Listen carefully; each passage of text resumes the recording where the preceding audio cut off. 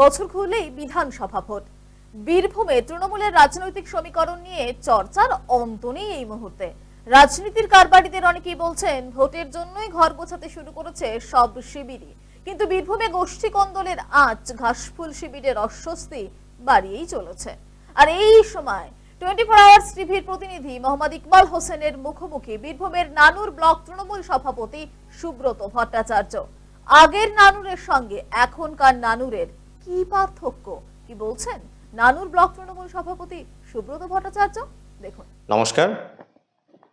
24 hours টিভির আজ মুখোমুখি হয়েছেন নানুর ব্লক তৃণমূল সভাপতি সুব্রত ভট্টাচার্য। আমরা তার কাছ থেকে জেনে নেব নানুরের চিত্র, এই মুহূর্তে নানুর কেমন আছে এবং গত বামফ্রন্ট আমলে নানুর কেমন ছিল। কারণ আমরা জানি যে বীরভূমের যে তৃণমূলের উত্থান অর্থাৎ বামফ্রন্টের যে পতন, সেই পতনের দিক শুরু হয়েছিল এই নানুরকে দিয়ে। কারণ নানুরে আমরা দেখেছি 2000 সালে সুচপুর গণহত্যা। তো সেই বিষয় নিয়ে কিছু আলাপচারিতা নানুর ব্লক তৃণমূল সভাপতি সুব্রত ভট্টাচার্যের সঙ্গে। দাদা নমস্কার 24 আওয়ার্স টিভিতে। নমস্কার। বিষয় হচ্ছে 2000 সালের নানুর, সুচপুর গণহত্যা থেকে শুরু করে বলা যায় যে বীরভূমের যে তৃণমূলের রাজনৈতিক উত্থান এবং যেখানে একের পর এক গণহত্যা, যেখানে ক্ষেত মজুরদের গণহত্যা, এবং আপনার নানুর বিধানসভার দায়িত্বপ্রাপ্ত তৃণমূল নেতা তথা বীরভূম জেলা পরিষদের সভাধিপতি কাজল শেখের বাবা থেকে শুরু করে ভাইদেরকে যে বলিদান তাদের দিয়েছেন এই তৃণমূলকে প্রতিষ্ঠা করার জন্য, কি বলবেন তখনকার নানুরের সঙ্গে এখনকার নানুরের কি পার্থক্য? 1998 সালের 1 জানুয়ারি বর্তমান মুখ্যমন্ত্রী তৃণমূল নেত্রী মমতা বন্দ্যোপাধ্যায় দল গঠন করলেন, যার নাম দিলেন তৃণমূল কংগ্রেস। তিনি কলকাতা থেকে আওয়াজ তুললেন বাংলার নিপীড়িত অত্যাচারিত মানুষদের জন্য তিনি আছেন, তিনি থাকবেন, তিনি মানুষের পাহারাদার হয়ে থাকবেন। ঠিক তার পরেই মমতা ব্যানার্জি মনোনীত বীরভূম জেলা তৃণমূল কংগ্রেসের সভাপতি বর্তমানে প্রয়াত ডাক্তার সুশোভন ব্যানার্জি নানুরে এসে নানুরের সেনাপতি হিসেবে বেছে নিলেন শেখ শাহনওয়াজকে। ঠিক 1998 সালেই যখন শাহনওয়াজ নানুরের তৎকালীন যুব সম্প্রদায়কে সঙ্গে নিয়ে সিপিএমের অত্যাচারের বিরুদ্ধে সরব হলেন, সিপিএমের অন্যায় অবিচারের বিরুদ্ধে প্রতিবাদে গর্জে উঠলেন, তখন 2000 সালের 28শে মার্চ পুলিশের ছদ্মবেশে বামফ্রন্টের একদল কুচক্রী মানুষ গভীর রাত্রে শাহনওয়াজের বাড়ি আক্রমণ করলেন।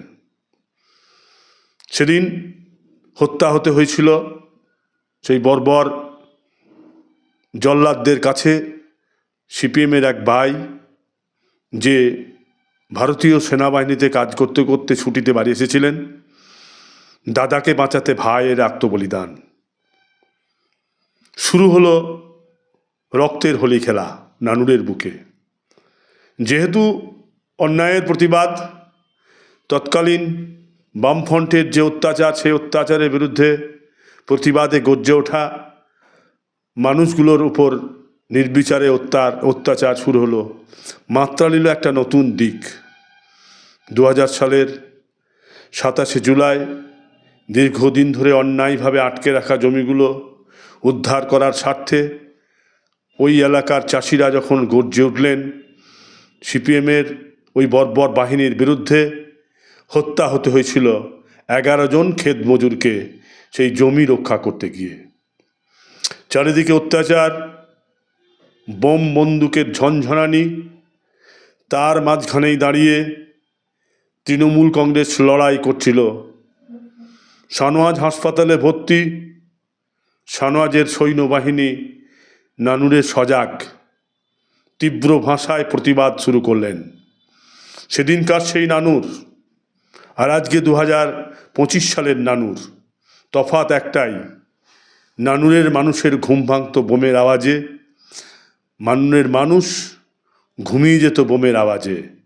আজ কিন্তু নানুরে বোমের আওয়াজ শুনতে পাওয়া যায় না। আজ নানুরের চায়ের দোকানে কি চৌরাস্তায় আলোচনা হয় কোন গ্রামের কোন রাস্তাটা এখনো পাকা হয়নি, কোন গ্রামের জল নিকাশি নালা এখনো পর্যন্ত হয়নি, সেগুলো হয়তো হয়ে যাবে। নানুরের বিভিন্ন জায়গায় পানীয় জলের যে সমস্যা ছিল, বর্তমান পশ্চিমবঙ্গ সরকারের তৎপরতায় সে সমস্ত সমাধান হয়েছে, আরও যেটুকু বাকি আছে সমাধান হচ্ছে। এই আলোচনা, এই তফাৎ তৎকালীন নানুরের সঙ্গে আজকের নানুর। মমতা ব্যানার্জির নতুন উপহার 2023 সালের পঞ্চায়েত নির্বাচনে নানুরের সেই শেখ শাহনওয়াজের অন্যতম ভাই, যে তৎপরবর্তীকালে যুব সম্প্রদায়কে নিয়ে নানুরের তৎকালীন বামফ্রন্টের বিরুদ্ধে লড়াই করেছিলেন, সেই কাজলকে করলেন বীরভূম জেলার সভাধিপতি। বর্তমানে বীরভূম জেলার সভাধিপতির হাত দিয়ে নানুর আর সে নানুর নাই। এই নানুরে নির্বাচন হয়, নির্বাচনে যারা কাজ করছে, যারা টিকে আছে, যারা মানুষের পাশে আছে, মানুষ তাদেরকে ভোট দেয়। কিন্তু নির্বাচনের আগে বা পরে বোম বারুদ ফোটে না, নির্বাচনের আগে বা পরে মানুষের লাশ মাটিতে পড়ে না। একটার পর একটা নির্বাচন, 23-এর নির্বাচন বলতে পারেন, 24-এর লোকসভা নির্বাচন বলতে পারেন, কোনো লাশ পড়েনি। প্রতিটি বুথে তৃণমূল কংগ্রেস তাদের জয় ছিনিয়ে নিয়েছিল। নানুর যেভাবে আগে উত্তপ্ত হতো, আজকে সেই নানুর অনেকটাই শান্ত, বলছেন নানুর ব্লক তৃণমূলের সভাপতি সুব্রত ভট্টাচার্য। কিন্তু দেখা যাচ্ছে এই 2025 সালে এসে নানুরে বিরোধী দলের জামানত সত্যিই বাজেয়াপ্ত হয়েছে, কিন্তু তারপরেও নানুরের কিছু কিছু অংশে লক্ষ্য করা যায় তৃণমূলের গোষ্ঠীদ্বন্দ্ব। কী গোষ্ঠীদ্বন্দ্ব? এক অংশের অভিযোগ তাদেরকে নাকি এখন গুরুত্ব দেওয়া হয় না এবং তাদের বাড়িঘর থেকে শুরু করে কিছু কিছু জায়গায় নাকি তাদেরকে ক্ষমতা হ্রাস করা হয়েছে। সেই সব যারা তৃণমূলের গোষ্ঠীদ্বন্দ্বের যেসব অংশ, অর্থাৎ তৃণমূলেরই একটা অংশ, সেই অংশ নিয়ে কি বলছেন নানুর ব্লক তৃণমূল সভাপতি সুব্রত ভট্টাচার্য, শুনব।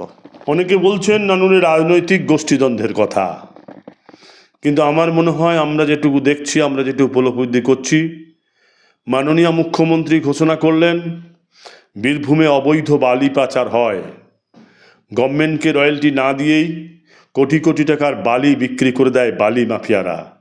প্রশাসন সজাগ হয়েছে, প্রশাসন বালি যাতে বিনা রয়্যালটিতে উঠে না যায়, গভর্নমেন্টের পয়সা ফাঁকি দিয়ে সেই ব্যাপারে দেখতে শুরু করেছে। ঠিক তখনই বালি মাফিয়ার একটা অংশ ক্ষমতাসীন তৃণমূল কংগ্রেসের নেতৃত্বের বিরুদ্ধে ক্ষোভ প্রকাশ করছে। রাজনৈতিকভাবে তাদের সমর্থক সেটা বড় প্রশ্ন নয়, বড় প্রশ্ন তাদের জীবিকা বালি চোরা কারবারি। তাদের বালি চোরা কারবারি বন্ধ হয়ে গেছে, তারা প্রশাসনের বিরুদ্ধে, তৃণমূল কংগ্রেসের বিরুদ্ধে গোষ্ঠীদ্বন্দ্বের আওয়াজ তুলে নিজেদের জায়গা করে নিতে ব্যস্ত। কিন্তু বর্তমান প্রশাসন, বর্তমান ক্ষমতাসীন দল প্রশাসনকে সাহায্য করছে, অবৈধভাবে বালি উঠতে দেওয়া হবে না। তার জন্য নানুরের অলিতে গলিতে যে গোষ্ঠীদ্বন্দ্বের আওয়াজ আসছে সেটা কথার কথা, কোথাও নেই যে তৃণমূল কংগ্রেস করতে গিয়ে গ্রাম ছাড়া হয়েছে, বাড়ি দখল হয়েছে, তার ওপর অত্যাচার হয়েছে। হ্যাঁ, অত্যাচার করেছে গ্রামের মানুষ সংঘবদ্ধভাবে, গ্রামের মানুষের সঙ্গে যারা বেইমানি করেছে, গ্রামের মানুষদের ওপর অত্যাচার করেছে, যারা অন্যায়ভাবে বালি পাচার করে নিজেরা পরিপুষ্ট হয়েছে, তাদের বিরুদ্ধে গ্রামের মানুষ সংঘবদ্ধ হয়ে লড়াই চালিয়ে যাচ্ছে। অন্যায়ের বিরুদ্ধে যে লড়াই প্রথম বামফ্রন্টের বিরুদ্ধে করতে হয়েছিল, এখনও কিছু অসাধু ব্যবসাদার আছে, অসাধু মানুষ আছে যারা নিজেদেরকে তৃণমূল বলে পরিচয় দেয়, কিন্তু তৃণমূল কংগ্রেস বা বর্তমান প্রশাসন একটাই জিনিস জানে, অন্যায়কে কোনো রকম বরদাস্ত করা হবে না। সে যে দলেরই লোক হোক, রেহাই নাই প্রশাসনের কাছ থেকে, সঠিকভাবে চলতে হবে। মমতা ব্যানার্জি সততার প্রতীক, সেই সততা নিয়ে বাংলায় চলবে, নানুরও চলবে। তিনি বলছেন নানুরের কোনো গোষ্ঠীদ্বন্দ্ব নেই। যারা এই গোষ্ঠীদ্বন্দ্বের কথা তুলে ধরে তারা ব্যক্তিগতভাবে বালি মাফিয়া। দেখা যাক, সেটা পরবর্তীতে আমরা জানতেই পারবো।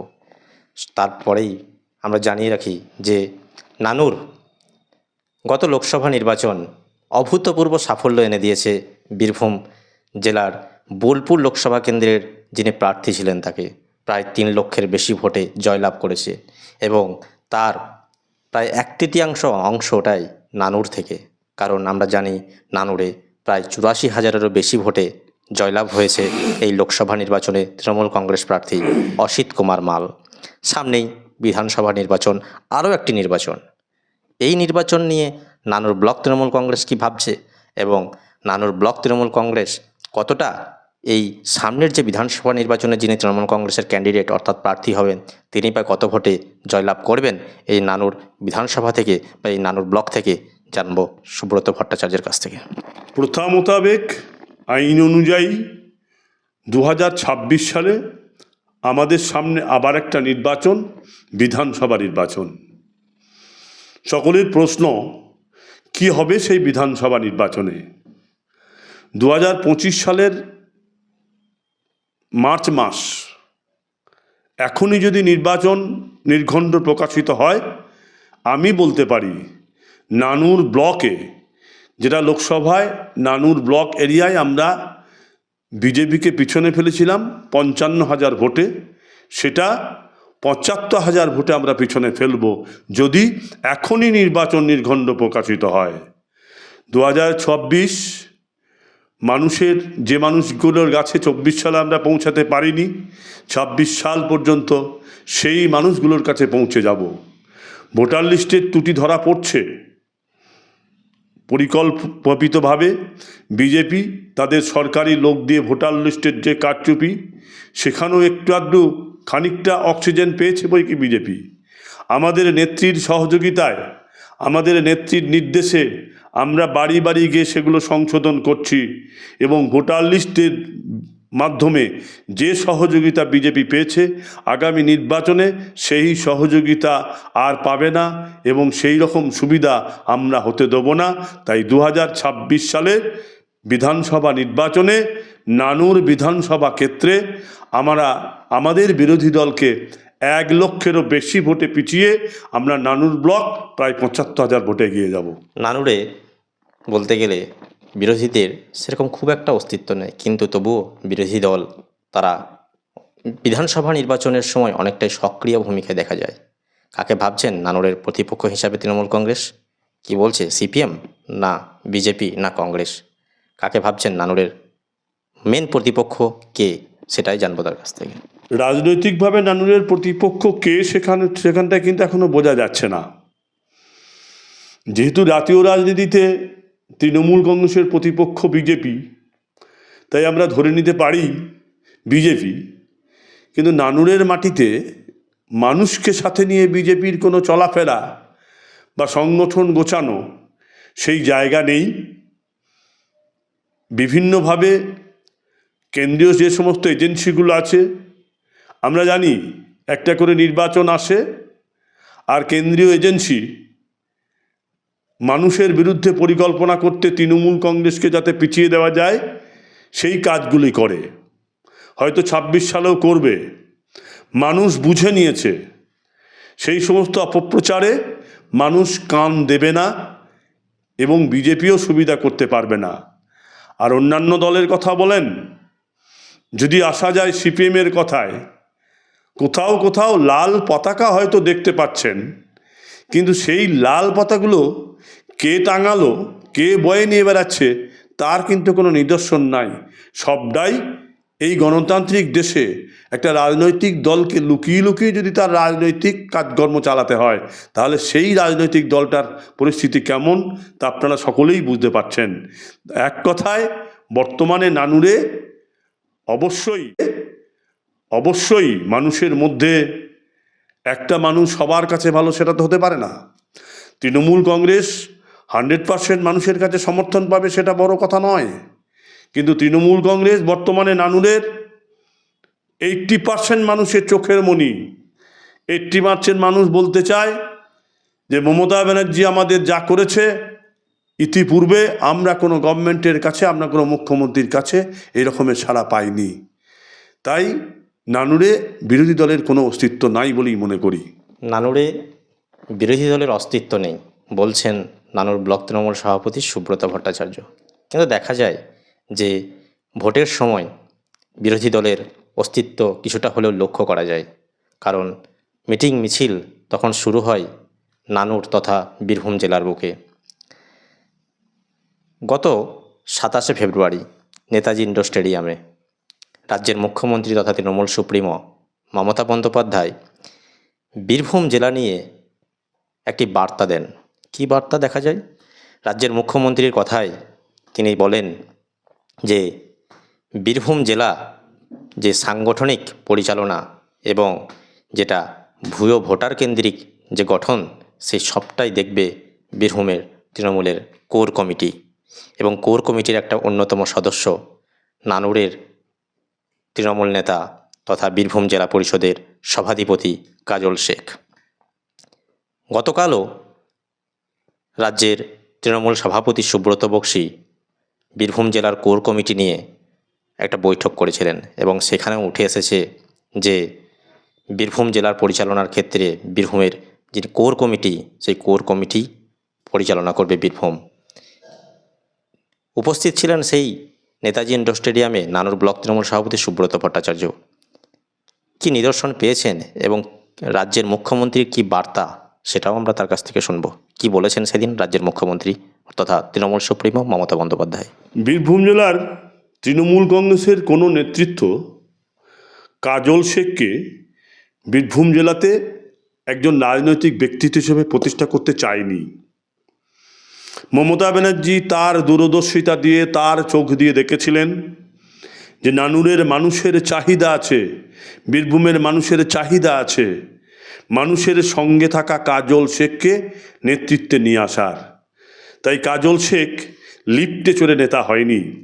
মানুষের চাহিদাকে সম্বল করে মাননীয়া মমতা ব্যানার্জি 2023 সালের 30শে জানুয়ারি শান্তিনিকেতনে এসে কাজল শেখকে বীরভূম জেলার কোর কমিটির অন্যতম 6 জনের মধ্যে একজন করেছেন, এবং পরবর্তীকালে তার প্রতি আস্থাশীল হয়ে বীরভূম জেলার সভাধিপতি বানিয়েছেন। সেই কোর কমিটি গত 27শে ফেব্রুয়ারি নেতাজি ইন্ডোর স্টেডিয়ামে বলেছেন কোর কমিটিকে সঙ্গে নিয়েই কাজ করতে হবে, এবং মমতা ব্যানার্জি যেহেতু কোর কমিটির অন্যতম সদস্য কাজলকে নানুর বিধানসভা এবং কেতুগ্রাম বিধানসভার দায়িত্ব দিয়েছেন, তাই নানুর বিধানসভার অন্তর্গত নানুর ব্লকের ব্লক সভাপতি হিসাবে বলতে চাই, কাজলকে মর্যাদা দিতেই হবে। এটা বীরভূম জেলার কোনো নেতৃত্বের কথা অপেক্ষা রাখে না, যেটা মমতা ব্যানার্জির কথা।